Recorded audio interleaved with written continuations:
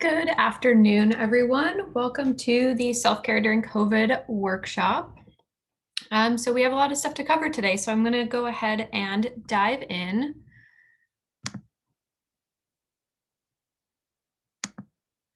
Just a quick disclaimer before we get started. While this workshop might be beneficial to the well-being of the participants and is presented by a University Counseling Services staff therapist, this workshop is not considered to be counseling, therapy, or treatment. But I do hope that it will be quite helpful to those of you who are participating today. So the topic that we're going to cover today is about boundaries, assertiveness, and interpersonal effectiveness. There's a couple of reasons I decided to place this topic during this period of time. For a lot of folks might be going home for the holidays and spending some additional time with family and different people. It can be also quite a stressful time with roommates and different things like that. So we're going to cover quite a bit about these different topics today and ways to communicate effectively, build and maintain relationships with those around you. So just a brief overview. We're going to talk today about interpersonal effectiveness, which is a way to get needs, wants, and objectives met in relationships in a healthy way. We're also going to talk about assertiveness, which is clearly and respectfully communicating wants, needs, positions, and boundaries to others. And within that, we're also going to talk about setting boundaries with folks. So boundaries are anything that marks a limit, including emotional limits that serve to protect us. So there's many reasons why interpersonal effectiveness, assertiveness, setting boundaries is important all of the time, and learning ways to do that can be quite helpful. And especially during COVID and during a pandemic and in this world that we're currently living in. So learning some of these skills helps to improve communication, conflict resolution, assertiveness. There's a lot of people who are spending a lot more time with those that they live with, whether that's roommates, family, friends, partners.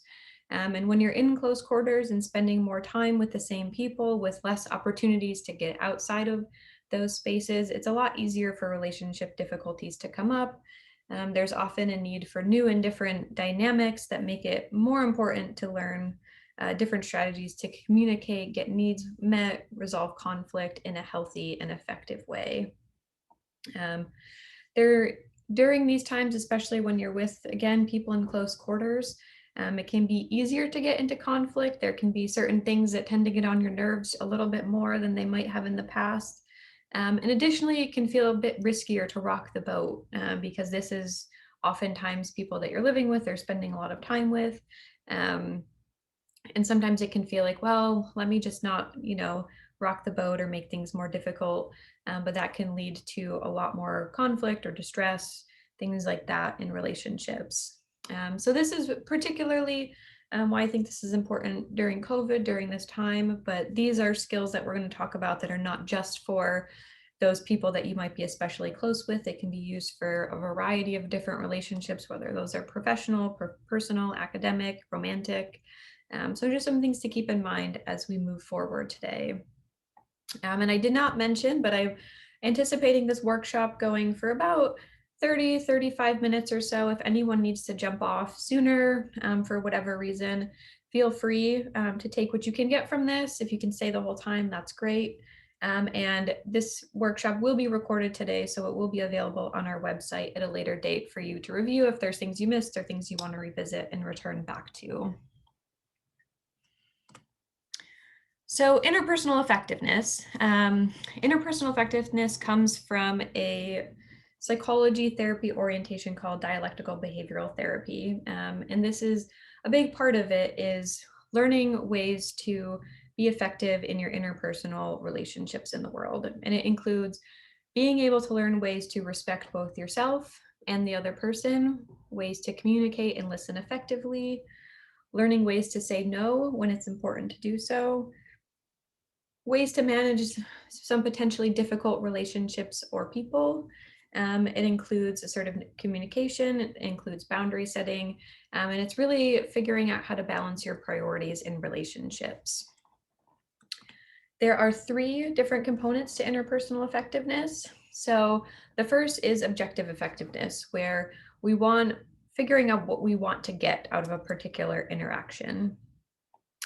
There's relationship effectiveness, which is figuring out ways to maintain and improve relationships while also getting needs met. So it's really balancing those immediate goals, which might be that objective effectiveness, with long-term goals of maintaining a relationship. And there's also self-respect effectiveness, and this is maintaining or improving positive feelings about yourself. So really acting in ways that are congruent with your values and beliefs while getting your needs met. And it's really important to consider all of these three things working together in different interactions.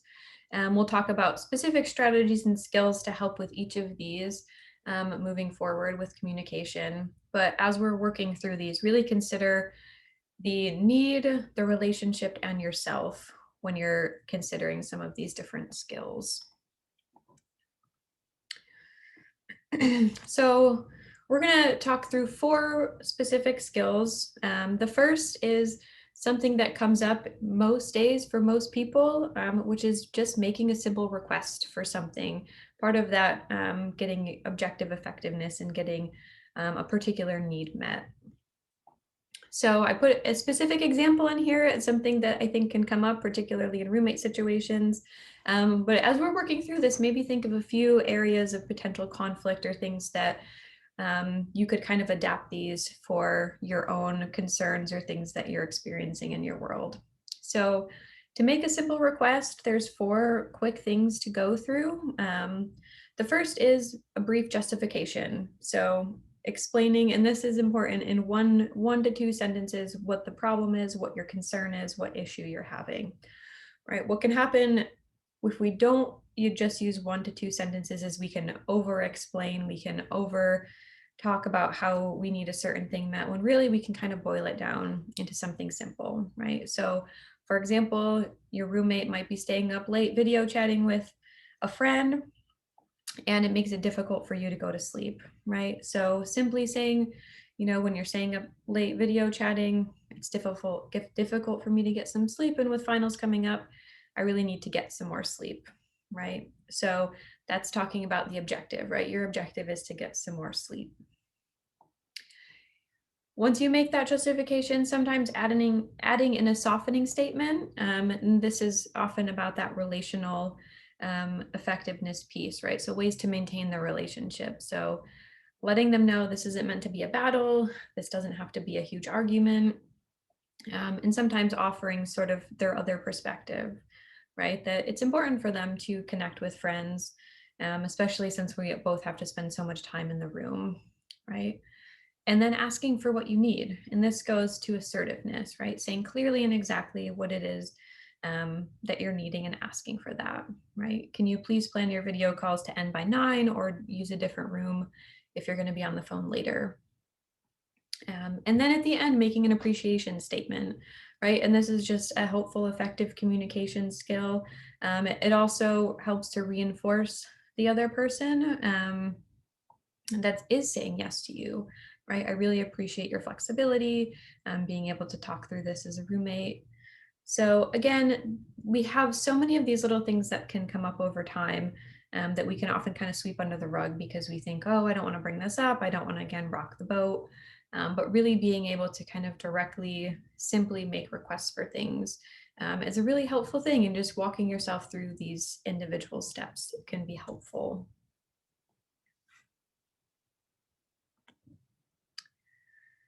This is a more specific part of that dialectical behavioral therapy piece. They use a lot of acronyms, so the next few of these different skills we're going to go through are all acronyms that you'll see, and they're really used to kind of help get them in your mind, so that when you're in these different situations, you can kind of reflect back and see, like, am I going through all of these different parts, right? So for objective effectiveness, there's an acronym called Dear Man, and we're going to go through that.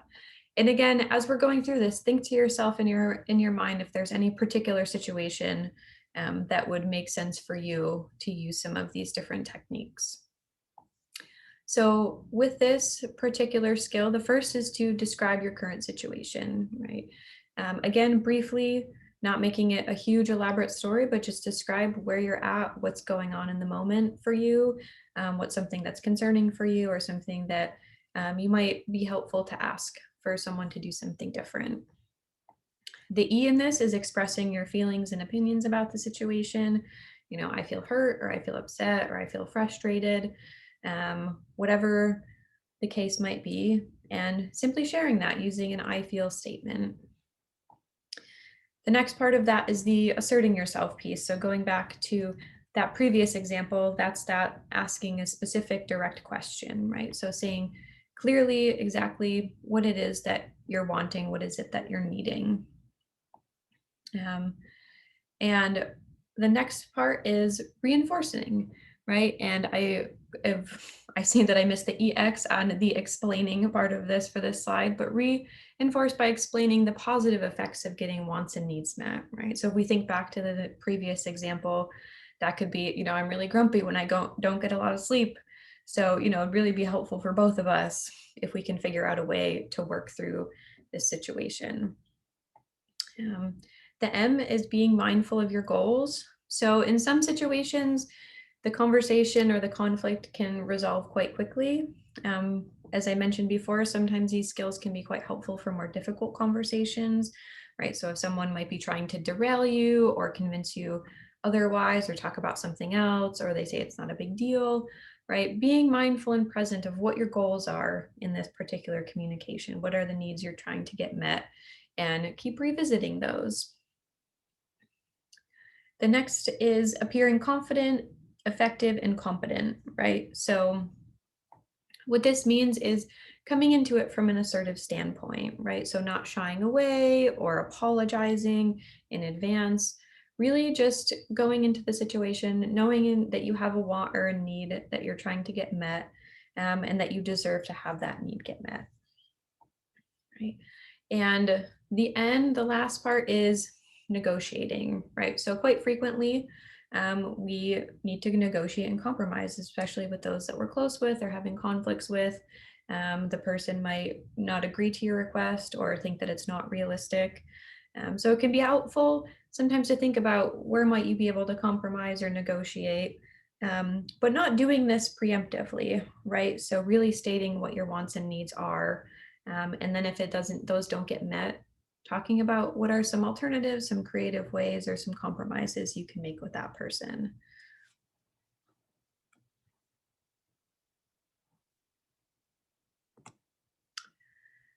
So the next acronym skill we're going to talk about is the GIVE acronym. And this is really to help promote relationship effectiveness, right? And all three of these different skills that we're going to talk about can be used in tandem. They can be used together to really have an effective communication and interpersonal relationship with others. So relationship effectiveness, again, it's about maintaining positive relationships. And so part of that is, when you're asking for certain things or trying to get needs met, is doing so in these different ways, right? Oftentimes when we're asking for things, it's not just a one and done, it is a conversation that has. So when someone may be asking you about something that they want you to change, this could be a great skill to use.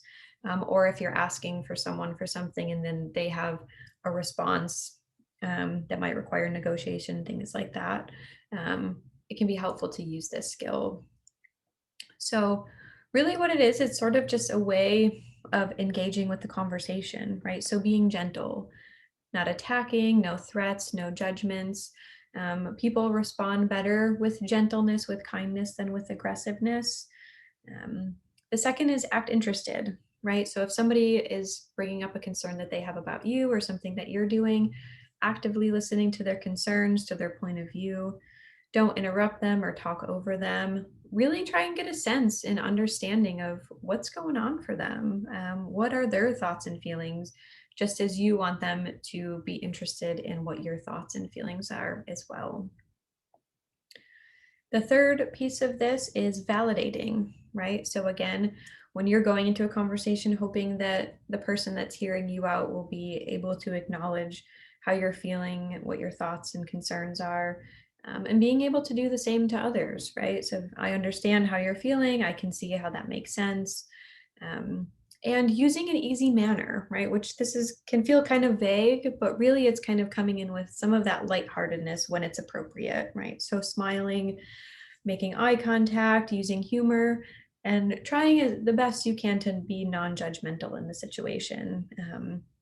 We don't always know, we can't read minds where people are at, the reasons behind some of their actions. And so really coming in with that openness can be helpful in building that relationship effectiveness.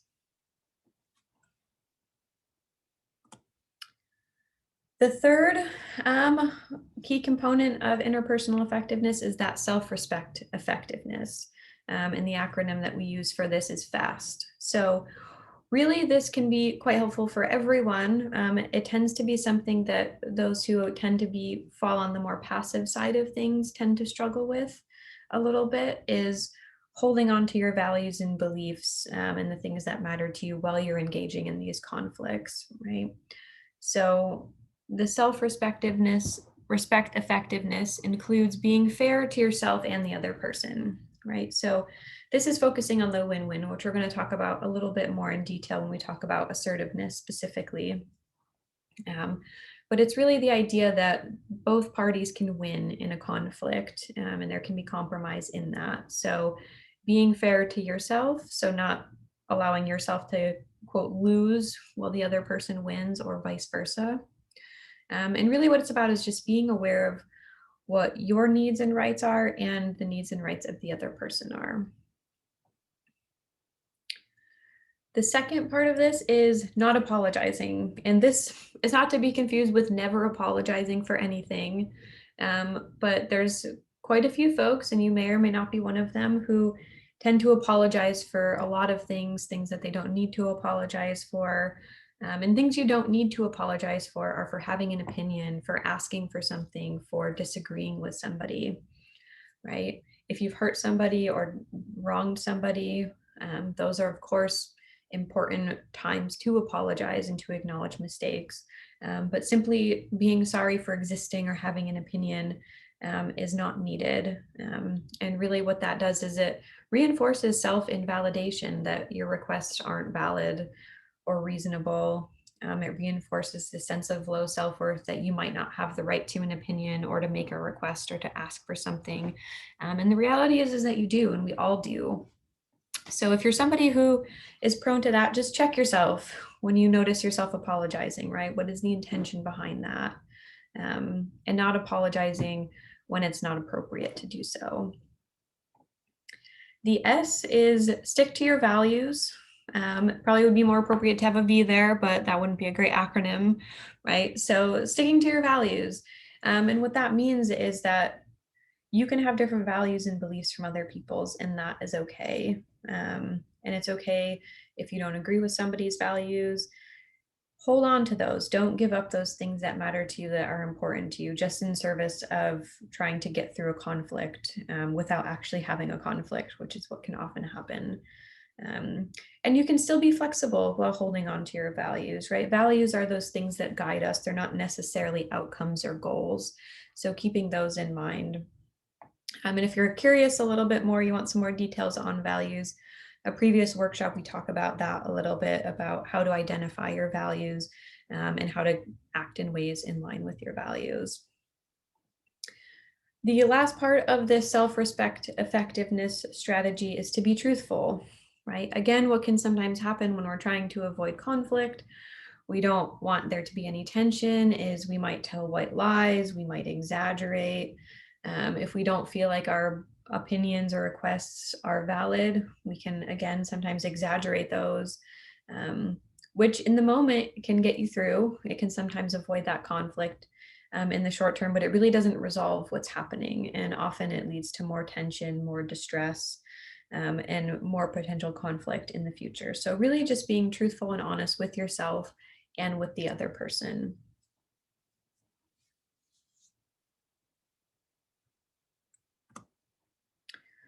So those are a few key skills to work through and really be effective in your interpersonal relationships. A lot of what we're going to talk about next, it really is incorporated in some of those interpersonal effectiveness skills. And I think that sometimes it's helpful to really kind of break it down a little bit. Assertiveness, we're going to talk about next, and then we're going to talk about boundaries and ways to set boundaries, which again, we can incorporate those three different interpersonal effectiveness components into these as we're kind of working through them. So before we get into how to act assertively, we're going to talk a little bit about communication styles. I'm sure most everyone has heard of these. If not, that's okay too. We're going to talk about them today. So there are three primary communication styles when we're talking about interpersonal relationships: passive, aggressive, assertive. There's also that fourth one we're not really going to touch on, the passive aggressive, which there's some arguments to be made that is more of an aggressive kind of way of interacting with the world, while incorporating that passiveness. But just to keep it simple for the purposes of today, first to talk about passive, right? So what being passive is giving into others at the expense of your own wants and needs. So often it means that your needs are not getting met. You're not asking for what you need or really sticking and following through with that. And the idea behind it is I'll lose so that you can win. And again, that can help avoid conflict in the short term. But if you're consistently not getting your needs met, then it's not really that helpful of a way to move through the world consistently. So, what being passive often looks like is stuffing your feelings, right? It's not a big deal. It doesn't matter. That's fine, which in some cases may be true, in other cases may be untrue. It often looks like being indirect or unclear. So that could sometimes look like over explaining or really talking through in more detail than is necessary, or kind of going on tangents just to before you even ask for what you need, right? Whether that rather than being more direct and just saying it bluntly about what it is you're looking for. For those who tend to engage more passively, there's often this fear of being rejected, being abandoned, people not liking you. There's often a fear of conflict in general. And folks who tend to be more passive, often that communication looks like it's more differential, it's shy, subdued, often there's minimal eye contact. And then to sort of talk about the other end of the spectrum, so aggressive. So aggressive is the idea of I win, you lose, right? So it's only considering your wants and needs at the expense of others. What it often looks like is feeling demanding, interrupting, overpowering, being stubborn or pushy. Um, for those who tend to fall more on the aggressive side of interactions, there can be fears of losing or being seen as weak or being taken advantage of. And it's really almost being on that like defense of I have to be ready for something to go wrong, and overpowering or interrupting to make those things happen. Assertiveness is different, right? And I think for a lot of people that can tend to be the goal. For those who fall on the passive side, it means we're sort of building up a little bit. And for the aggressive, it's sort of backing down a little bit with the goal to find that really nice balance of the win-win, right? So considering both your needs and the needs of others. What that looks like in practice is being able to both talk and listen, being clear, direct, open, empowered, respectful, candid, collaborative, with the idea that both people can get their needs met um, in a way, often with compromise in a particular situation. But it's really about being effective versus right in needing to win and lose in an interaction. So, different steps to being assertive. We're going to go through a couple of different models of things to consider when you're looking to be more assertive in your communication with others. So, this is one sort of model. Again, it can be really helpful if you're having a particular situation in mind as we're going through this. And it can be a big conflict, it could be a small conflict, it could be with roommates, family, friends, professors, bosses, whoever it is that you might be having a difficult time with. If that's not happening in your world right now, fabulous.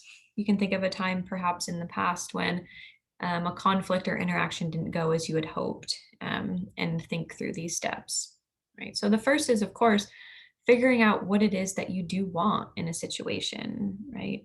Um, do you want the person to, again, going back to that last example, not be on their video chat until 11, 12 o'clock at night, right? And being specific about that. The second is stepping back and thinking, what are your rights and what are the rights of the other person, right? And to simplify this, what I always like to say is you have the right to ask for something, the other person has the right to say no, right? But the big part of being assertive is putting that out there, right? Not assuming that, well, they would just say no anyway, so I might as well not bother, right? You have the right to ask, and the other person has the right to say no or to compromise, or to have whatever response that they do have, right? And then consider the possible outcomes, right? What is the range? And there's often a range of different outcomes. If you're someone who tends to think more on the side of like, this isn't going to work out for me, I encourage you to consider what's the best case scenario, what's the worst case scenario, and what are some of the realistic scenarios that are in the middle, right? At least thinking of 3 possible outcomes that could happen. And often there's more than that. This fourth step is getting in the frame of mind of I'm okay, you're okay, right? What can happen sometimes is when we're acting in the more passive realm of communication or aggressive, we either have this idea of I'm okay, you're not okay, or I'm not okay and you're okay. And the reality is particularly in these situations, especially if we're thinking more of the adult communication, um, we can all be okay, right? And that sort of goes back to that number 2 of you have rights and the other person's has rights, right? So some people might think, well, I don't want to ask for a particular thing because I don't want them to feel guilty or burdened about, me asking them, they're going to feel obligated to do it, right? That's coming from the mind frame of they're not okay, right? That they don't have that ability to say no, and they do, right? That fifth step to being assertive is being honest and direct, right? And we already talked about that a little bit, but sharing how you're feeling, what you're thinking, what you're needing in a concise way, right? Not needing to over explain. The second is considering before you go into these conversations is, are you open to negotiation or compromise, right? There are certain situations where that answer might be no, right? You might not be willing to compromise or negotiate. You might be firm in whatever it is that you're asking. And there might be other times when negotiation might be okay or compromise might be okay. So really understanding that before you enter into these conversations is where are you open or not open to compromise? Right. And then the seventh step happens after we've had these interactions, right? So you go through the interaction, perhaps it's nerve wracking or you're worried or anxious. At the end, evaluate the outcome, right? How did it go? What went well? What didn't go well? How did you feel? And what would you take with you the next time you're in a conflict or you need to ask for something or to be assertive? And then the next step is doing it over again when the next situation comes up. So as we're thinking about assertiveness and getting our wants and needs met, these are just some questions to consider along the way, right? So does what you want seem fair to everyone involved, right? And this is a question you might not have a direct answer to. You might think it's fair and the other person might not. That's okay, right? That's something to talk through, right? But first, kind of just stepping back and asking yourself if that feels okay, like an okay thing to ask and a fair thing to ask. Considering what are the other person wanting and what are you wanting, right? And again, you might not have the answers to this before you engage in these conversations, but having the opportunity to kind of think through that can be helpful. A big one to ask yourself is, can the other person do what you're asking them to do? Is it realistic? Is it feasible? Right? And that's an important thing because we really want to be asking things that are changeable, that things that can be different. Um, the next thing is, how important is this to you? Right? And that might relate to this last one is, are you open to negotiation or compromise? Right? If this is a 10 out of 10 on importance to you, all the more important to engage in assertive communication, right? If this is a 0.5 out of 100, right? That might be a time when you assess, right? Is this something that I really want to engage with, or is this truly something that, it's not a big deal and I can kind of let it go? This next one is huge, right? Is this the right time? So, what can often happen in relationships, regardless of the type of relationship, is when things are good, we don't want to rock the boat, right?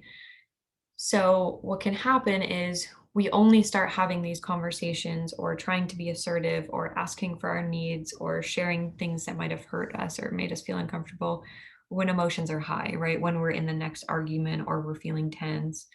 And that's a common thing, right? But it's also not the most effective way because when we're operating on primarily emotions, we're really not able to think through and work through these using both our logic and emotion, which is what we want to be doing, right? So the best time to have these conversations is when both people are in a good place, right? Again, when it's 1 o'clock in the morning and you've been up late studying and you wish you were sleeping, maybe not the best time to talk to your roommate about when to talk on the phone or not talk on the phone, right? Maybe the best time is in the morning after you've both eaten breakfast. If you don't have class, you have some time to talk through it. Next thing to consider is what are the pros and cons of not taking the next step, right? What if you don't do anything? How is that going to impact you? Um, and oftentimes there can be pros and cons. A big pro tends to be not having to engage in conflict or manage some of your own discomfort, right? But there can be times when, depending on the person that you're interacting with, that there might be other pros and cons to consider. And then the last one, we've already talked about that one a little bit. So this next sort of skill for assertiveness is just the assertiveness script. And what I like about this is it really just breaks it down very simply to I think, I feel, I want, and I will do X to take care of myself, or I'll do X to help solve this problem, right?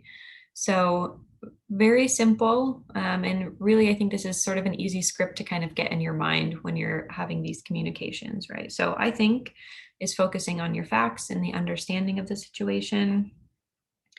I feel is just a brief description of how you're feeling without necessarily placing blame on the other person, right? So just sharing those feelings.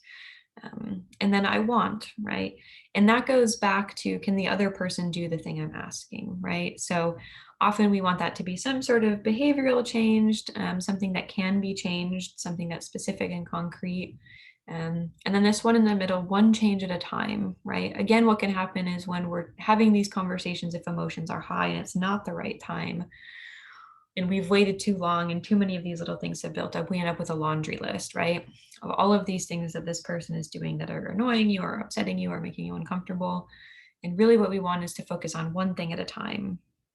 Um, and that can be challenging if there's a lot that's been building up. And in that case, I encourage you to focus more on the present, right? And then opening those conversations up in the future.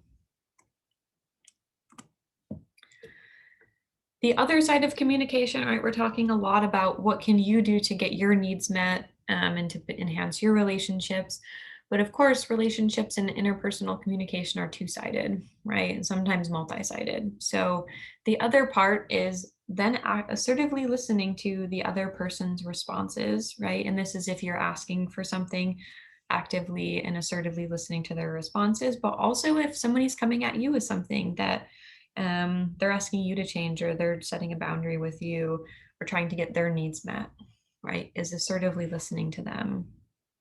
And really it's quite simple in a lot of ways, but can sometimes be difficult if it feels like you might be being judged or attacked or something like that. But really what it is just committing and making a commitment to understand what the other person is thinking and feeling, right? So again, being interested and being non-judgmental, being open to hearing what they have to say.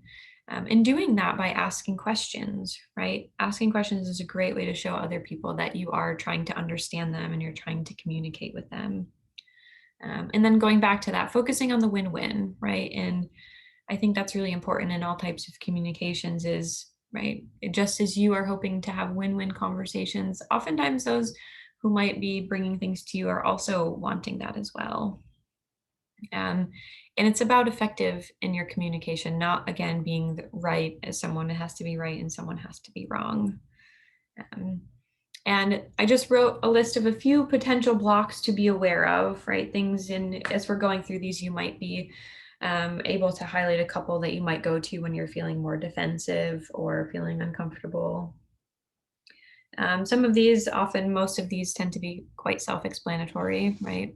Mind reading is assuming that you know what the other person is thinking or feeling, or making assumptions about what they think, what you think they're trying to get out of a situation without really hearing them for what they're telling you. Rehearsing can be, right, if you've ever gone into something and you already have that script in mind of what you're going to say, and not being able to be flexible or hear or adapt the conversation based on what's actually being said or felt in the moment. Of course, judging, quite self-explanatory. Filtering is only saying certain things, so maybe only sharing certain feelings or thoughts without being forthcoming and being truthful. Daydreaming or zoning out is really not paying attention to what people are saying. Advising is giving advice when maybe giving advice isn't the most helpful thing. And then we've already talked about focusing on being right. Derailing is another thing. If something makes folks uncomfortable, sometimes it's changing the topics or doing something else, or right, they're talking to you and then you start doing laundry or doing homework or going on your phone, right? So kind of derailing the conversation that's trying to be had in whatever way that might be. So consider those, right? And if these are things that are coming up for you in a conversation, pause, right? It's okay to take a few minute break and say, you know, I just need to collect myself and come back to this, and maybe practice some breathing exercises or some things that can help you come back and really be able to assertively listen in those conversations.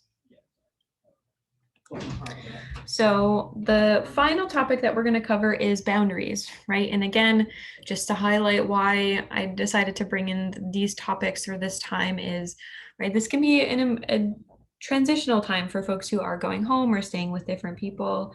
And boundaries are important, and I think can be especially important when, again, you're kind of spending a lot of time with the same people all of the time. Boundary violations are more likely to happen during those times.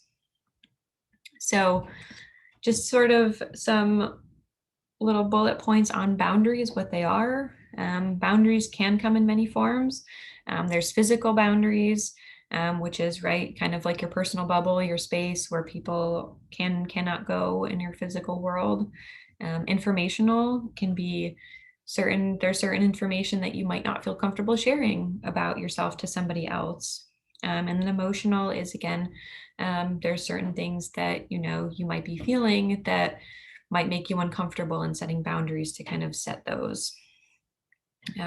Boundaries can vary in flexibility, sort of like we talked about previously, is there's some things that are open to compromise and there's some things that aren't, right? And there is no good, bad, right, or wrong in that, right? If you have a boundary that is concrete and flexible and that really matters to you, keep it, right? And there's other boundaries that might be able to have a little bit more flexibility over time.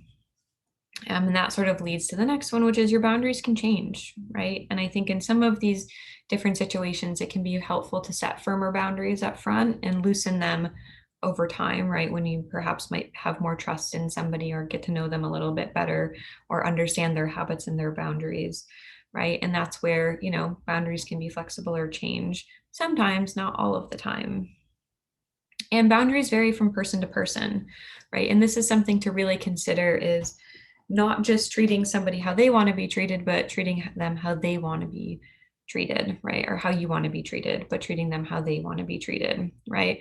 So a simple example is you might be somebody who's totally okay if somebody picks the French fries off of your plate and eats them when you're out to eat, likely in a pre-COVID world, right? But that person might not be. And so if you eat the fries off of their plate, they might not be too happy about that. And it's similar to that is only the person on the inside, right, can define the boundaries. Only the person whose boundaries they are can truly define them.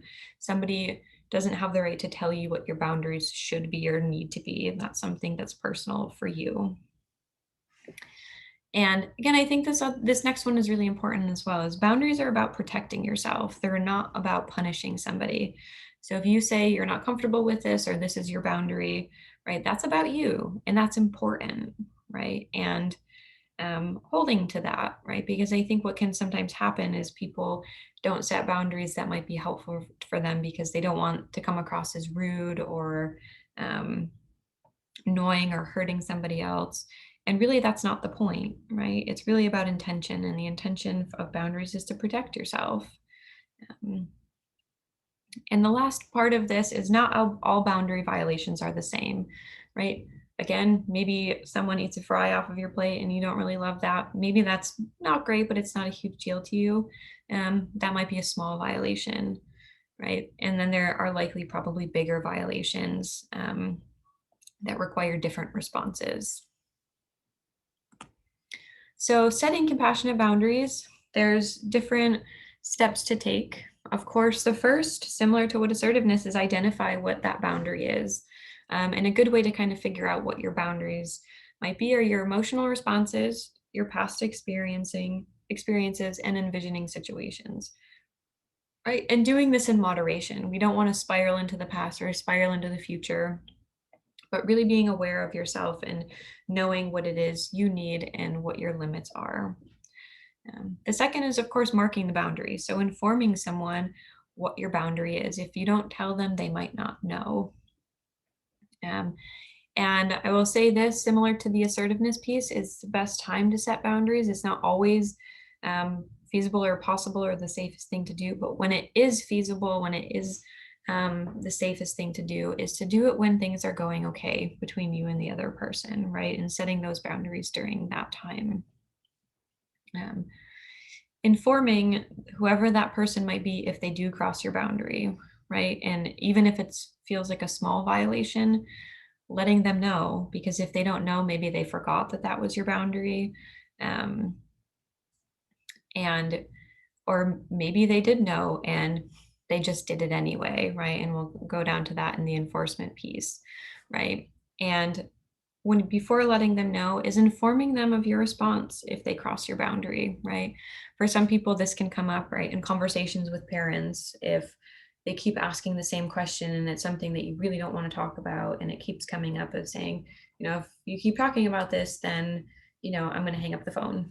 Or if this comes up, I'm going to change the subject and I would appreciate it if you would follow along with that because this is a boundary that I have, right? And then if that happens and you let them know, then the next step is enforcing those boundaries, right? Sometimes that is just simply a person forgot. That's okay, right? Maybe that's something you can kind of brush off. You tell them, hey, like, please don't do that again, right? The next step is if it keeps happening, right? Reinforcing your boundaries, saying the same things, like, this is my boundary, and engaging in whatever response that is if they cross your boundaries, right? Because that again goes back to that assertiveness of I'm okay, you're okay. You have the right to set boundaries. Someone else can violate them, and then you have the right to respond in a way that's going to protect yourself.